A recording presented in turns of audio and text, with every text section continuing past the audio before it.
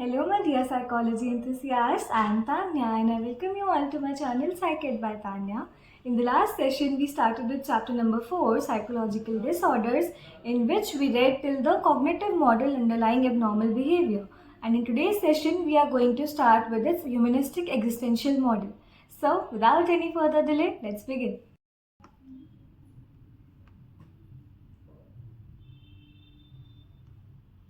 Humanistic existential model. Another psychological model is the humanistic existential model, which focuses on broader aspects of human existence, their very life. Humanists believe that human beings are born with a natural tendency and innate behavior to be friendly, cooperative and constructive. उनके अंदर जब वो पैदा होते हैं तभी से ये feelings होती है to be friendly, to be cooperative and to be constructive, to be creative. ठीक है, and they are driven to self actualise. ये किसने बोला था? ह्यूमनिस्ट ने. That they have that feeling, have that tendency to reach to their fullest potential. They want that in their life, right? And then comes the existentialist model. They believe that from birth we are given total freedom to give meaning to our life, या फिर to give meaning to our existence or avoid that responsibility. या तो I'll reach to the fullest potential, I try to reach to that potential, या फिर I'll avoid it and I'll stay as I am. मेरे पास पूरी freedom है, nobody is there to force me. My life, I'll only shape it. Okay?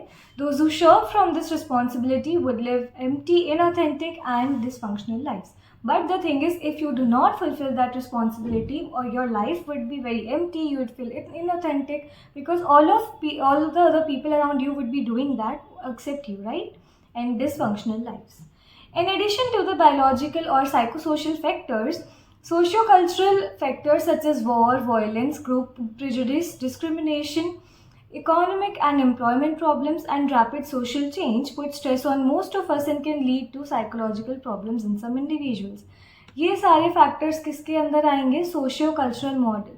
क्या है? War and violence, group prejudice, discrimination, economic and employment problems and rapid social change. इन सब चीज़ों से काफ़ी ज़्यादा स्ट्रेसफुल सिनेरियो हो जाता है in a society.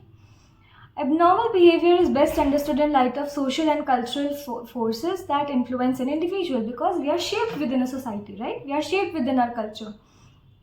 As behavior is shaped by societal forces, factors such as family structure, communication, social networks, societal conditions, and societal labels and roles become more important. It has been found that certain family systems, this comes in MCQ, are linked to produce abnormal functioning in individual members. Some families have an enmeshed structure. Which type of structure? Enmeshed structure, in which the members are over involved in each other's activities, thoughts and feelings. Over indulgence, right? Which हमने पहले पढ़ा है, parents की over intelligence भी नहीं होनी चाहिए in the children's life. And similarly बाकी फैमिली मेम्बर्स की भी एक दूसरे के अंदर ज़्यादा एक होता है ना, ओवर इंटेलिजेंस, ओवर इन्वॉल्वमेंट नहीं होना चाहिए. It should be limited. Children from this kind of family may have difficulty in becoming independent in life. क्योंकि हर चीज़ अगर किसी सपोर्ट से कर रहे हो, 4 लोगों से पूछ कर रहे हो, you don't have the ability to make your own decisions, right? The broader social networks in which people operate include their social and professional relationships. Studies have shown that people who are isolated and lack social support, that is strong and fulfilling interpersonal relationships, we read it in before chapter 3, in their lives are likely to become more depressed and remain depressed longer than those who have good friendships. ऐसा नहीं है जिनकी अच्छी friendships है they cannot go in depression, but they recover quickly क्योंकि उनके पास वो लोग हैं to support them, right? Sociocultural theorists also believe that abnormal functioning is influenced by societal labels and roles assigned to troubled people. Abnormal functioning is influenced by societal labels कि मैं किसी particular society member को क्या view से देख रही हूँ, मैं क्या लेबल दे रही हूँ उनको. अच्छा, my view is very nice, oh he is the topper, oh he is this.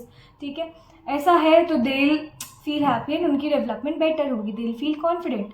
And अगर पूरी सोसाइटी का ही व्यू नेगेटिव है उनकी toward, then they will feel a little low on their self esteem, right? When people break the norms of their society, they are called deviant and mentally ill. ये इनके क्या है? Labels हैं. And these labels tend to stick to the person who may be viewed as crazy and encouraged to act sick. ये क्या होती है? Self fulfilling prophecy. This will read further.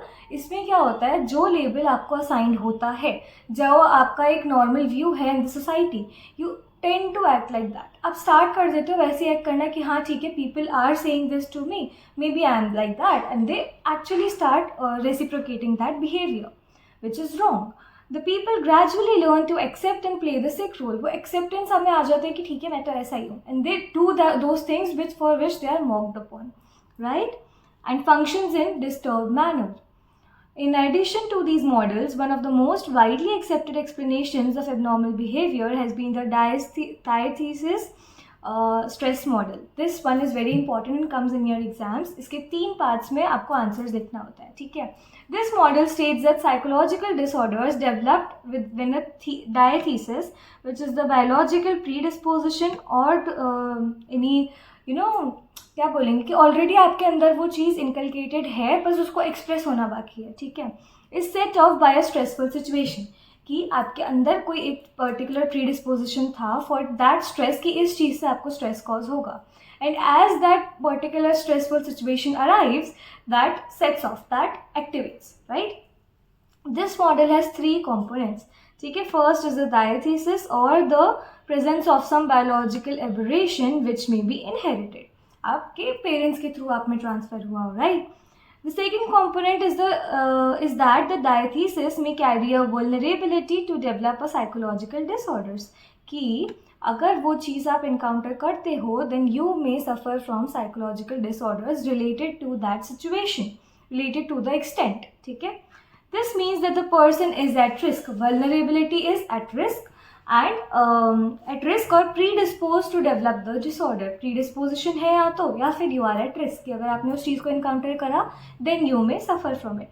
And the third component is the presence of pathogenic stressor, कि वो चीज़ जो stressor है, जो activate करेगा आपके अंदर उस inherited basically trait को, gene को, fear को, वो क्या होगा?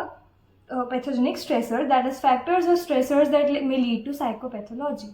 If such at-risk persons are exposed to these stressors, their predisposition may actually evolve into a disorder. कि उनमें वो चीज़ थी, but it was inactive. It was not like a disorder. But जैसे ही वो pathogenic effect आया, वो stressor आया, then the person became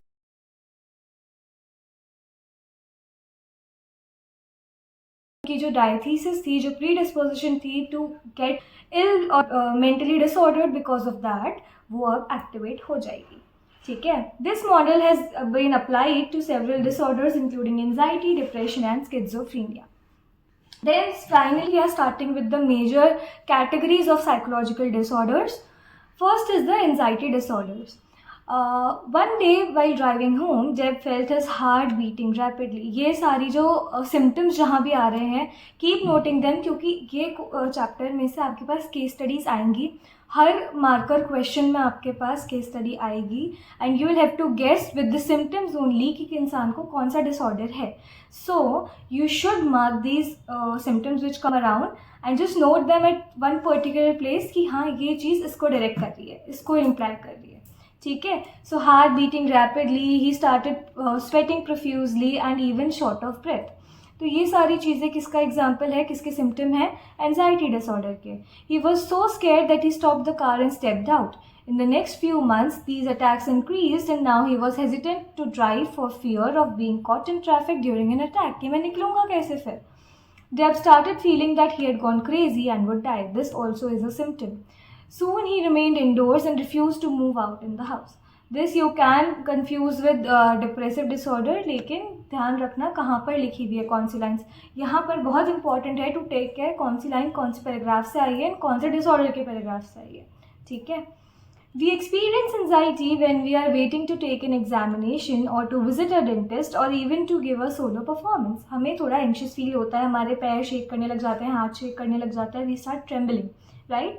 but ये बेसिक लेवल ऑफ एंजाइटी है, बेसिकली होती है, हर किसी को होती है, बट वो भी एक्सट्रीम है अगर, then that is a problem. This is normal and expected and even motivates us to do the task well.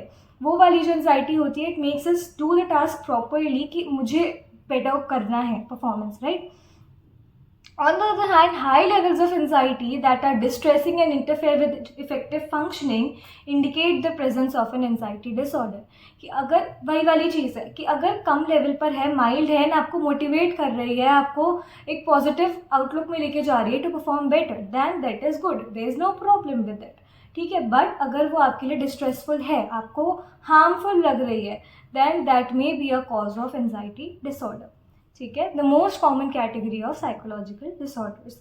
Everyone has worries and fears. The term anxiety is usually defined as diffuse, vague, and very unpleasant feeling of fear and apprehension कि I'll be judged, I'll be that, I'll be this. ठीक है. The anxious individuals who show combinations of the following symptoms, ये हमने पहले भी mark करी: rapid heart rate, shortness of breath, diarrhea, loss of appetite, fainting, dizziness, sweating, sleeplessness, frequent urination and tremors. ये सारे आपके examples दे रखे हैं इन्होंने symptoms of anxiety disorders के. There are many types of anxiety disorders. They include generalized anxiety disorder, which consists of prolonged, vague, and intense fear, unexplained intense fear. ठीक है. कि जो किसी पर्टिकुलर चीज़ से अटैच नहीं है. जनरलाइज मतलब ऐसा नहीं कि किसी पर्टिकुलर चीज़ को देखकर मुझे एंशियस फील हो रहा है. I am feeling anxious eight anything and everything. ठीक है. और वो बहुत प्रोलॉन्ग चलता है, बहुत ही अनक्लियर होता है किसकी वजह से हो रहा है, एंड कोई एक्सप्लेनेशन नहीं है. बस मेरे को बहुत ज़्यादा इंटेंसली टेरिफाई हो रही हूँ मैं उससे. I am fearing from it. ठीक है. The symptoms include worry and apprehensive feelings about future, hypervigilance which involves constantly scanning the environment for danger. अभी आपके लिए नया आया है, राइट, हाइपरविजिलेंस वाला, constantly scanning the environment for danger. ये क्या है आपका जनरलाइज एंजाइटी का. ठीक है. It is marked by colour tension as a result of which the person is unable to relax, is restless and visibly shaky and intense. उसको थोड़ी सी problem face करनी पड़ती है. Another type of anxiety disorder is panic disorder, which consists of recurrent anxiety attacks in which a person experiences intense terror. आपके बार बार आपको anxiety attacks आते हैं, बहुत ज़्यादा प्रॉब्लमेटिक फील होता है, you feel short of breath. ये चीज़ हम आजकल बहुत कॉमनली सुन रहे हैं, that a person faces panic attack, anxiety attack, right. तो इसके symptoms we are very known to. A panic attack denotes an abrupt surge of intense anxiety rising to a peak when the thoughts of a particular stimuli are present. एक triggering factor होता है, एक particular चीज़, एक particular word इतना ज़्यादा trigger कर देता है that you feel intensely anxious और आपको पैनिक अटैक आ जाता है. You are unable to breathe, you start trembling, you fall on the ground and बहुत chaotic सिचुएशन हो जाती है, right. Fear of going crazy, losing control और डाइंग इवन. ठीक है. You might have met or heard of someone who was afraid to travel in a lift or climb to the 10th floor of a building or refused to enter a room if she or he saw a lizard, like me. मेरे को बहुत डर लगता है, मतलब phobia नहीं है but still बहुत ज़्यादा डर लगता है. ठीक है. You may have also felt it yourself or seen a friend unable to speak a word of a well memorized and rehearsed speech before an audience, which we call as stage fear.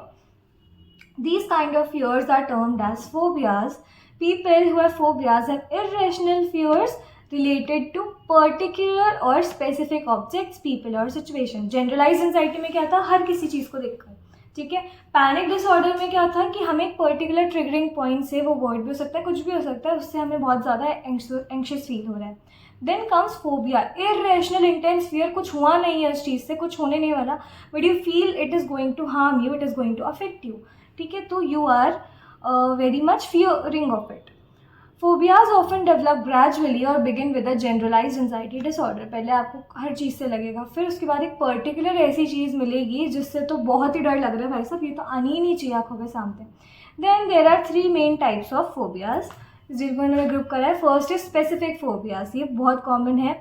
Intense fear of a certain type of animal और being in an enclose place, और ऐसे करके basic एक particular चीज़ से जब आपको डर लगता है तो वो क्या हो गया, specific phobia. Intense and incapacitating fear. Incapacitating यानी आपके बेसिकली पोटेंशियल से बाहर है टू डील विद इट. ठीक है. And embarrassment when dealing with others कैरेक्टराइजेज social anxiety disorders. अगर आपको ऐसा लोगों से बात करने में बहुत ज़्यादा डर लगता है and it's out of your potential to talk to people ऐसे जा कर के, then that is social anxiety disorder और social phobia, that you can not interact with people yourself. Agoraphobia is the term used when people develop a fear of entering unfamiliar situations. वो लोग घर में रहना ही पसंद करते हैं, बाहर रोड पर निकलना भी पसंद नहीं करते. So their ability to carry out normal life activities is severely limited, क्योंकि आप हर काम घर में रहकर नहीं कर सकते. You have to step out of your house and that is unfamiliar and you have to deal with it. तो बेसिकली उनको बहुत ज़्यादा इश्यूज़ फेस करने पड़ते हैं. Then come separation anxiety disorder. ये यूजुअली छोटे बच्चों में मतलब बचपन से ही देखा जाता है that they avoid going away from there mother, from their parents, from any one who they love, who they trust. उनको बहुत ज़्यादा जल्दी डर लगने लग जाता है. थोड़ी देर भी वो अकेला नहीं रह सकते, दूर नहीं रह सकते ज़रा सा भी. ठीक है. Individuals with separation anxiety disorder are fearful and anxious about separation from attachment figures to an extent that is developmentally inappropriate. It's not right. Children with SAD, separation anxiety disorder, may have difficulty in being in a room by themselves, going to school alone, are fearful of entering new situations. Again, this is not how you will function in the society, right? You have to stay away from people for certain amount of time to develop and to function nicely. ठीक है. हर जगह आपको एक particular इंसान नहीं मिलेगा. To avoid separation the children with SAD में first scream, throw severe tantrums और मेक सुसाइडल जेस्चर्स. बेसिकली वो आपको डराने की कोशिश करते हैं कि आप गए तो मैं ऐसा कर लूँगा, मैं ये कर लूँगा, मैं वो कर लूँगा, ऐसा. ठीक है. Then comes OCD which also is common term which we started using and हमको पता होता है क्या होता है. It is basically obsessive is आपको रिपीटेड थॉट्स आ रहे हैं of a particular thing. You are preoccupied with a certain thought, specific thought, and are unable to prevent themselves from repeatedly carrying out a particular act और series. ये क्या हो गया? आपका कंपल्सिव बिहेवियर हो गया. तो ऑब्सेसिव क्या है? You can not stop thinking. आप एक पर्टिकुलर चीज़ के बारे में सोचे जा रहे हो, आपका थॉट प्रोसेस चलते जा रहा है. ठीक है. That is unpleasant but still you cannot stop thinking about it. And compulsive behavior is the need to perform certain behavior over and over again to avoid that thinking. जैसे जो हाथ धोने वाला होता है कि बार बार मेरे को ऐसा लग रहा है मेरे हाथों में जर्म्स है, तो I keep on washing my hands bar bar even in 2 minutes again and again, क्योंकि मैं मेरे थॉट्स को स्टॉप नहीं कर पा रही हूँ. आई हैव सम प्रॉब्लम कि कुछ ना कुछ बुरा होने वाला है, and then because of that I just keep on doing a certain behaviour. Yes, so what I explained was कि obsessive behavior is repeated thoughts and compulsive behavior is the urge to action, urge to perform, right? Many compulsions deal with counting, ordering, checking, touching and washing. Other disorders in this category include hoarding, which is collecting फालतू के useless items या collecting excessive items, trichotillomania, which is hair pulling disorders, and excoriation, which is skin picking disorder. I attach इनके pictures कैसे कैसे होता है इन लोगों का बिहेवियर उसकी. ठीक है. अब आपको ये जो डिसऑर्डर्स हमने अभी पढ़े इनकी एक कंसाइज डेफिनेशन दी हुई है which you can use in your exams. इनके कीवर्ड्स दिए हुए हैं. So just go through this all these 5 disorders which are given. ठीक है. Then comes trauma and stressor related disorders. Very often people who have been caught in a natural disaster such as tsunami or have been victims of bomb blast by terrorists or have been in a serious accident in a war related situation. मतलब कुछ भी इतना ज़्यादा intense रहा है जिसका एक lasting impact रह सकता है इंसान पर. They are likely to face or experience post traumatic stress disorder, commonly called PTSD. PTSD symptoms vary widely but may include recurrent dreams, flashbacks, impaired concentration and emotional numbing. एकदम से you will just start thinking about whatever happened and आपका पूरा इतना ज़्यादा आपको torturous feel होगा उस situation में that you will not be able to concentrate. आपको बार बार उसी चीज़ का ड्रीम आ रहा है, आपको बहुत ज़्यादा इमोशनली नम कर देगा, बहुत ज़्यादा बुरा फील होगा. ठीक है. Adjustment disorders and acute stress disorder are also included in this category only. Then comes somatic symptom and related disorders. These are the conditions in which there are physical symptoms in the absence of a physical disease. यानी कि आपको लग रहा है ऐसा कुछ हो रहा है, symptoms भी हैं, but actually कोई physiological cause, physical cause उस चीज़ का नहीं है. They cannot be diagnosed.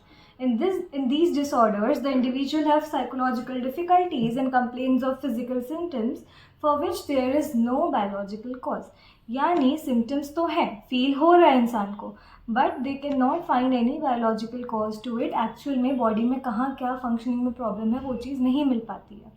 These include conversion disorders, somatic symptom disorder, and illness anxiety disorder.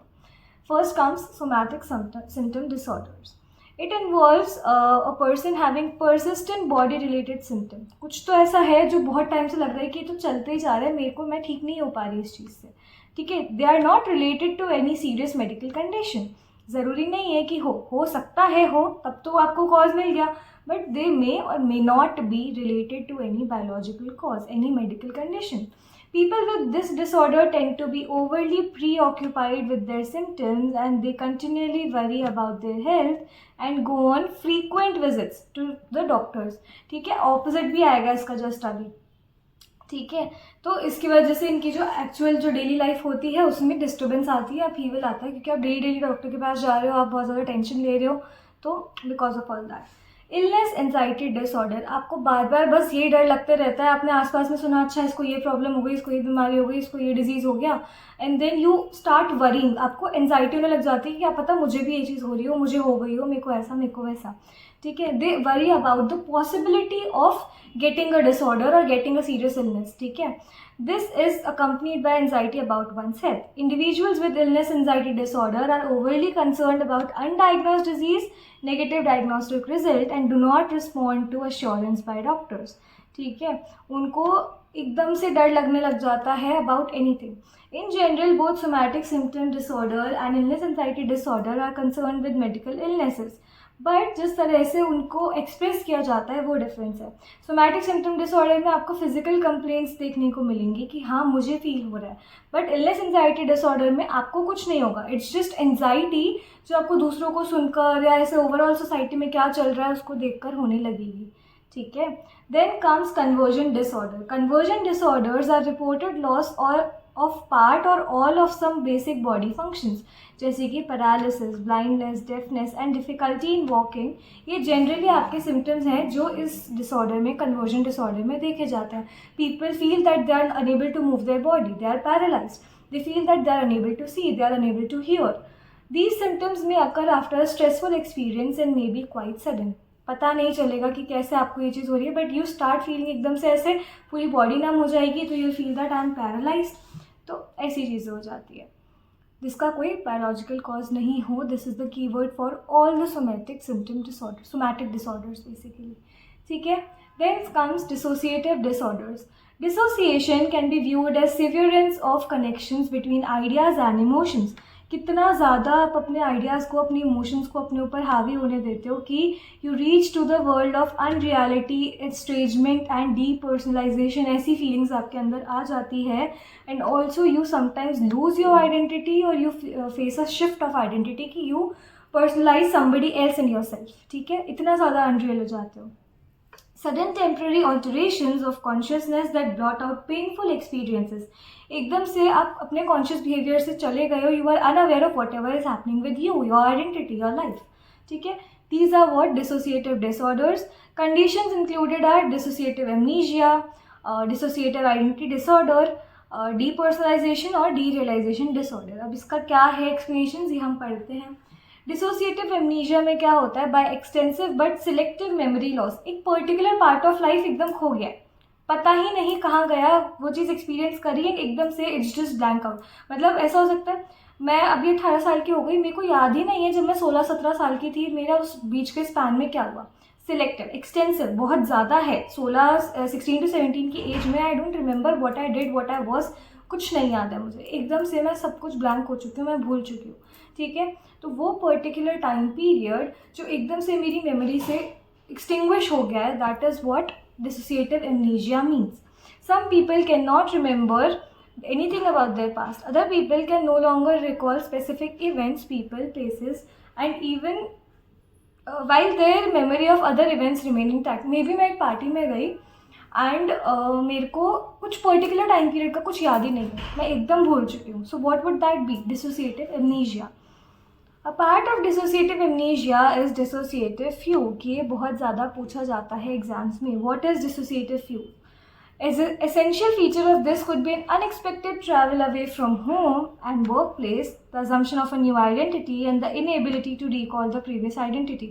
एकदम से one day you wake up and go to a different place, start living a different life, you start calling yourself with a different name, you perceive somebody else as your family, and एकदम से you just change whole of your identity. आपको खुद aware नहीं हो आप उस चीज़ के, but someday you just wake up and you do all this, and then after a prolonged period, after maybe 1 year, 2 year, 5 years, or maybe several months, you come to realize that अच्छा नहीं, मैं तो ये था, मैं यहाँ क्या कर रहा हूँ, I don't know.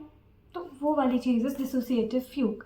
The person usually ends when the person suddenly wakes up with no memory. याद ही नहीं है मैं यहाँ क्या कर रहा हूँ, ये कौन है, ये जिसको आपने पूरा फैमिली बना लिया है वो कौन है. मूवीज़ भी बनी हुई होती है चीज़ पे that a person is living happily अपनी लाइफ, एंड देन एकदम से they wake up with way in dissociative fugue, कहीं चले गए, नई आइडेंटिटी बना ली, नई फैमिली बना ली, लोगों से रिलेशनशिप्स फॉर्म कर लिए, and then after some day they come and realize कि ये लोग कौन है, इनको तो मैं जानता ही नहीं, मैं इनके पास क्या कर रहा हूँ, मैं तो वहाँ रहता था, है ना, वो वाली चीज़. Events that occur during the fugue. This disorder is often associated with an overwhelming stress, क्योंकि आसपास के लोगों के लिए और खुद के लिए, दोनों के लिए ही बहुत ज़्यादा स्ट्रेसफुल सिचुएशन हो जाती है ये तो, right. Dissociative identity disorder, often referred to as multiple personality, is the most dramatic. सबसे ज़्यादा, बिकॉज एक ही इंसान के अंदर 5, 6, 7 जितनी भी आइडेंटिटीज़ है वो रह रही है, and they just fluctuate without any that the person may और may not be aware of. हो सकता है मुझे पता है कि मेरे अंदर 6 पर्सनालिटीज़ हैं, कोई सी भी can come out any time related to the situation, and हो सकता है नॉट इवन अवेयर मैं किस टाइम कैसे एक्ट कर रही हूँ, मेरी पर्सनालिटी कैसे फ्लक्चुएट हो रही है, कैसे ऑल्टर हो रही है. ठीक है. It is often associated with traumatic experiences in childhood. In this disorder the person assumes alternate personalities that may और may not be aware of each other.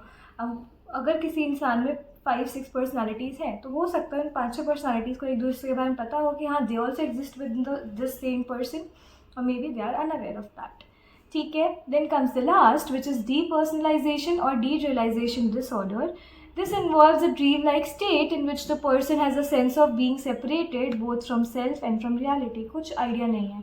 In depersonalization, there is a change of self-perception, and the person's sense of reality is temporarily lost or changed. आपको idea ही नहीं है what is happening, what is there. एकदम से you are just out of reality. आपको कुछ idea नहीं है. ठीक है. Then again these boxes, they give you concise definitions and features of both the somatic disorder and the dissociative disorder. So you should read them and put the keywords in your mind so that you can write them in your exams. ठीक है. Then comes the depressive disorders. ये हम complete करके then next session में आगे करेंगे. One of the most widely prevalent and recognized of all mental disorders is depression. बहुत ज़्यादा कॉमन वर्ड भी हो गया आजकल, तो डिप्रेस्ड फील कर रहे हैं. डिप्रेशन में क्या होता है, it consist of negative moods and behavioural changes.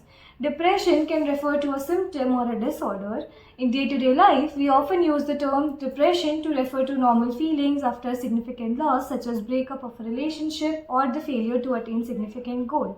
But reality में it is a very extensive thing. Major depressive disorder is defined as a period of depressed mood and or loss of interest or pleasure in most activities, together with the symptoms which may include change in body weight, constant sleep problems, tiredness, inability to think clearly. Basically आपकी daily functioning के सारे processes hamper हो चुके हैं. ठीक है. अब factors predisposing towards depression क्या होगा, एक तो जेनेटिक मेकअप. ठीक है.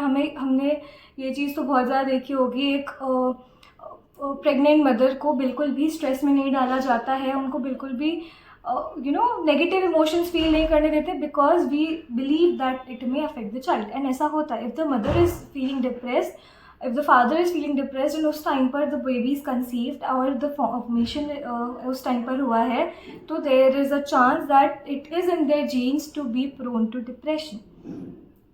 ठीक है. अब इसको कनेक्ट करो टाइप डी से. हमने पढ़ा था सेल्फ एंड पर्सनैलिटी में टाइप डी, तो prone to depression. Age is also a risk factor. Women are particularly at risk during the young adulthood, while for men it is in the early middle age. Similarly, gender also plays a role. Women को ज़्यादा depression वाला चीज़ face करने का report हुआ है rather than the men, because maybe because they are more sensitive or they are emotionally very expressive, तो उस वजह से उनको ज़्यादा अफेक्ट करती है चीज़ें. ठीक है. Other risk factors are experiencing negative life events and lack of social support. ये तो हर चीज़ में कॉमन ही है. ठीक है. So this was it for today's session. In the next session, we'll start with bipolar and related disorders. And I hope everything was clear. कुछ नहीं हो तो do ask the doubts in the comments, and I'll see you in my next videos. तब तक के लिए take care and bye bye.